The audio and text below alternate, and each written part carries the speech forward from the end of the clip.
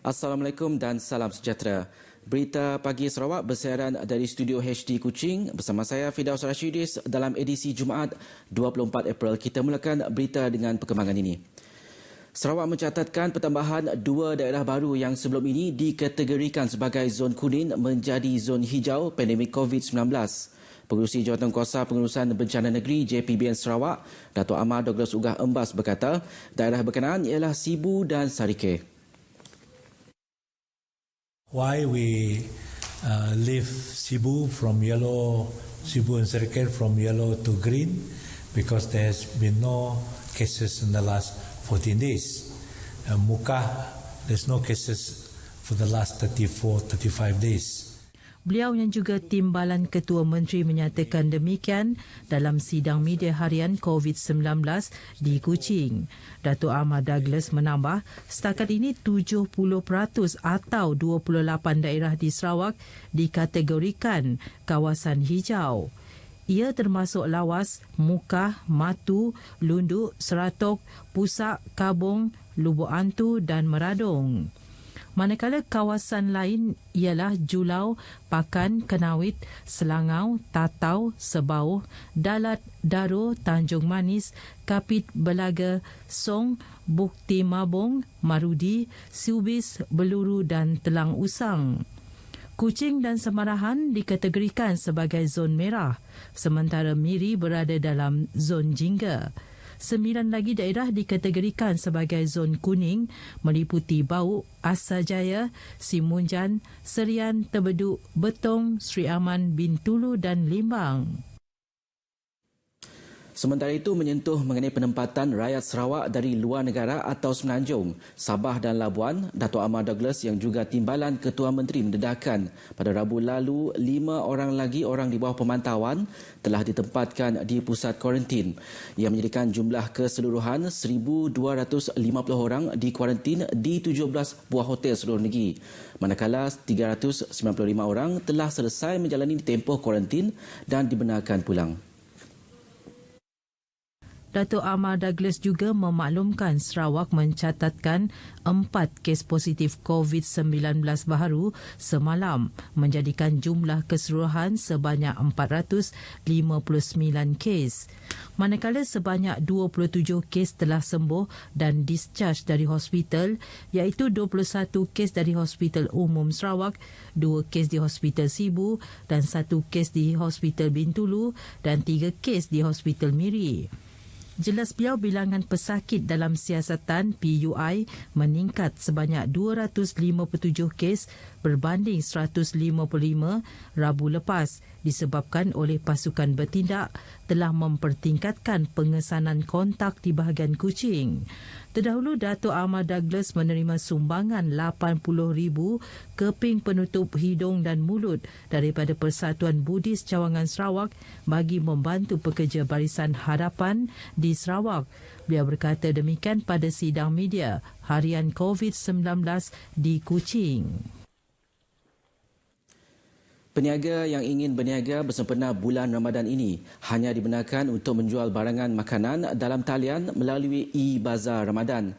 Menteri Pelancongan, Kebudayaan dan Kesenian Dato' Abdul Karim Rahman Hamzah berkata itu merupakan keputusan terbaru yang diputuskan Jawatankuasa Pengurusan Bencana Negeri setelah mengambil kira pandangan konstruktif yang disuarakan oleh orang ramai.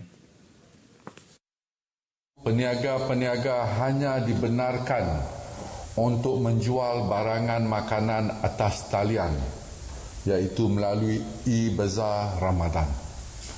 So you can only communicate, make your order, purchase through online.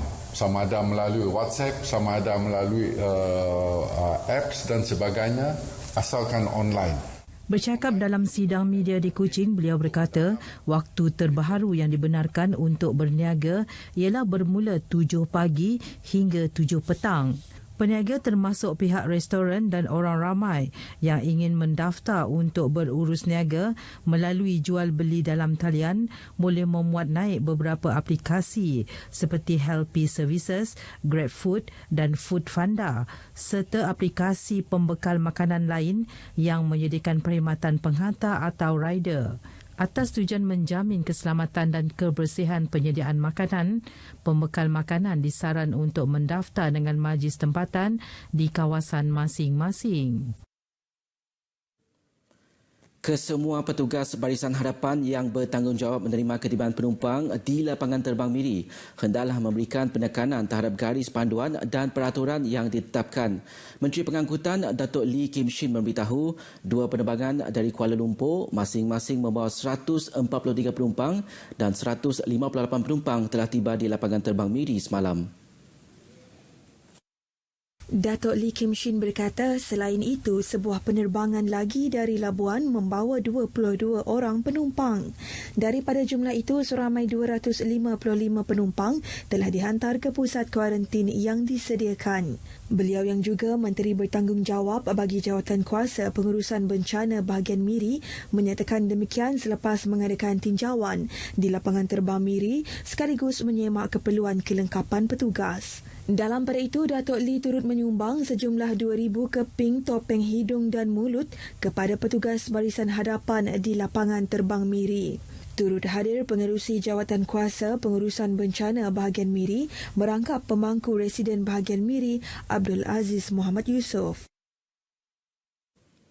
Operasi bersama COVID-19 laut oleh Agensi Penguatkuasaan Maritim Malaysia Zon Miri dan Polis Marin Wilayah 5 Miri terus memantau sekitar perairan Miri bagi memastikan zon maritim negara sentiasa aman sepanjang perintah kawalan pergerakan ini. Timbalan Pengarah Operasi Zon Maritim Miri, Komander Salahuddin Zakaria berkata, operasi itu dilaksanakan bagi memastikan komuniti maritim mematuhi arahan PKP. Komander Salahuddin berkata hanya perkhidmatan vesel dibenarkan keluar ke laut seperti bot nelayan tradisional, manakala bot pancing dan bot pemancing rekreasi tidak dibenarkan. Beliau berkata demikian semasa operasi bersama COVID-19 laut di Miri. Dalam pada itu, tahap keselamatan dan kesihatan sentiasa dititikberatkan terhadap anggota dan juga pengamal media yang menyertai operasi berkenaan. Untuk rekod sepanjang PKP ini, sebanyak 211 operasi telah dilaksanakan dalam usaha memastikan perairan zon Miri selamat selain peraturan PKP dipatuhi. Sumbangan peralatan perlindungan peribadi untuk kegunaan petugas Barisan Harapan di negeri ini bagi melaksanakan tugas mereka memerangi COVID-19 terus meningkat semalam. Sebanyak 50,000 keping menutup mulut dan hidung disumbangkan kepada petugas Barisan Harapan oleh penyedia perkhidmatan televisyen satelit dan radio berbayar di Malaysia yang disalurkan melalui Jawatankuasa Pengurusan Bencana Negeri JPBN Sarawak. Sumbangan tersebut disampaikan oleh Pengarah Jualan Pelanggan Syarikat Berkenaan, Ellison Lau, kepada Timbalan Pengarah Penguatkuasaan, Unit Keselamatan dan Penguatkuasaan Negeri, Jabatan Ketua Menteri, Datuk Muhammad Morshidi Mustafa bagi pihak JPBN pada satu majlis ringkas di bangunan Dewan Undangan Negeri Lama, Petrajaya Kuching. Bercakap kepada pemberita kemudiannya, Datuk Muhammad Morshidi yang juga Ahli Sekretariat JPBN berterima kasih atas keprihatinan pelbagai pihak yang tampil menghulurkan pelbagai sumbangan kepada petugas Barisan Hadapan dalam melaksanakan tugas mereka.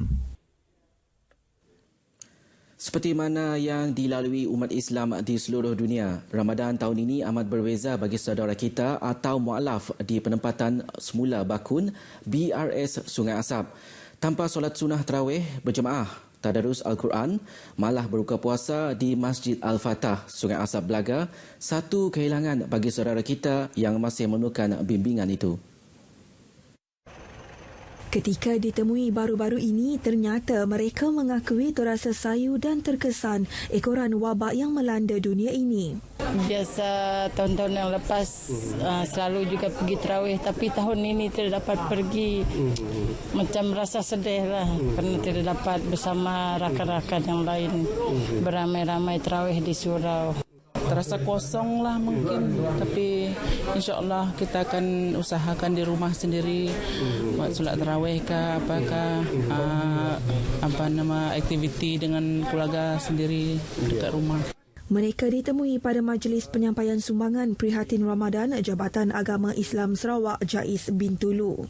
Menerusi program Kampung Angkat Saudara Kita yang diketuai Masjid Darul Hidayah Kidurong, turut disampaikan sumbangan bekalan makanan kepada 55 keluarga saudara kita di Sungai Asap. Semenjak podcast ditubuhkan, kita telah banyak kali mengadakan program-program dan berbentuk ilmiah ataupun telah mengulurkan pelbagai sumbangan kepada pihak podcast ataupun pihak sekitar di Sungai Asap ini, dan ini merupakan program yang kita telah rancang dan akan berterusan insyaAllah, dan kita melihat perjalanan kita masih jauh. Sementara itu, pihak rombongan semasa dalam perjalanan sejauh lebih 120 km ke BRA Sungai Asap singgah di sekatan Jalan Raya SJR Petugas Barisan Harapan Sungai Asap bagi menyampaikan sedikit sumbangan khusus untuk menyambut Ramadan dalam kalangan petugas. Dalam usaha memastikan kawasan Sungai Asap Belaga dan bahagian Kapit kekal kategori hijau daripada kes COVID-19, bukan hanya pemeriksaan lengkap terhadap kesihatan individu diperiksa, malah kenderaan rombongan menghantar bantuan turut dinyahkuman oleh petugas klinik kesihatan Sungai Asap. Sekian berita pagi Sarawak hari ini. Sebelum itu, jika semua harta adalah racun, maka zakatlah penawarnya. Jika seluruh umur adalah dosa, maka takwa dan bertaubatlah ubatnya. Jika seluruh bulan adalah noda, maka Ramadanlah pemutihnya.